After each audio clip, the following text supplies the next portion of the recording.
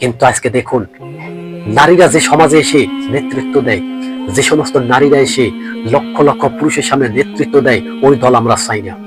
আমরা এমন নারী চাই না যেই দলে নারীরা এসে লক্ষ লক্ষ পুরুষের সামনে গলা উঁচু করে কথা বলবে। এ সমস্ত সমাজ আমরা চাই না।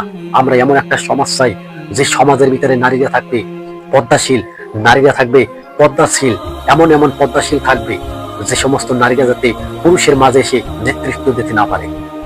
নবী সাল্লাল্লাহু আলাইহি ওয়াসাল্লাম যদি এই কথাটা যদি ঘোষণা দিয়ে দিত যে নারীরাও পুরুষের মাঝখানে এসে নেতৃত্ব দেবে, তাহলে এই সমস্ত নারীরা আজকে কি করত? এই সমস্ত নারীরা আজকে পৃথিবীটাকে নেতৃত্ব দিত এবং উঁচু করে পুরুষের সামনে মাথা উঁচু করে দাঁড়িয়ে যেত। আজকে স্পষ্ট জানিয়ে দিই, ইসলাম আপনাকে কি শিক্ষা দিছে? ইসলাম কি আপনাকে এই শিক্ষা দিছে লক্ষ লক্ষ পুরুষের থাকার সত্ত্বেও আপনি পুরুষের মাঝে ইয়া নেতৃত্ব দেবেন? এটি মেনে নেওয়া যায় না, এটি এই জাতি মেনে নেবে না।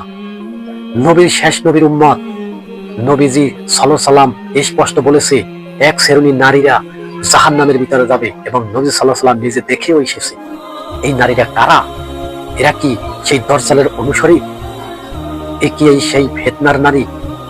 একটা নারী, নবী সাল্লাল্লাহু আলাইহি সাল্লাম স্পষ্ট বলেছে যে নারীরা পুরুষ থেকে, বিন পুরুষ থেকে অনেক দূরে থাকবে, তাদের ঘরে তারা পর্দাশীল করবে। আজকে নারীরা কি করছে? আর এই সমস্ত নারীদেরকে নিয়ে বোর্ডের আয়োজন করছে, নেতৃত্ব দেওয়ার সুযোগ দিচ্ছে। এই সমস্ত নারীদেরকে নিয়ে যারা যারা এরকমের নেতৃত্ব দেওয়াইছেন, পুরুষের সামনে গলা উঁচু করে কথা বলার সুযোগ করে দিচ্ছেন, আজকে জেনে নেন আখেরাতের ময়দানেরও এর জবাব দিতে হবে। আজকে নারীদেরকে স্পষ্ট বলে দেব, আপনারা পদ্মাশীল হন। নবী সাল্লাল্লাহু আলাইহি সাল্লাম কিন্তু স্পষ্ট বলছে বেশিরভাগ নারী জাহান্নামী হয়ে যাবে। কেন বলছে? চোখের সামনে বাড়ছে সে সমস্ত ফিতনা, আমাদের ঈমান নষ্ট করার জন্য নানান ষড়যন্ত্র করছে, আর মানুষ তা এখনো বুঝছে না। আল্লাহ তাআলা রব্বুল আলামিন সবাইকে সুস্থ রাখার, ঈমান মজবুত করার তৌফিক দিন। আমিন।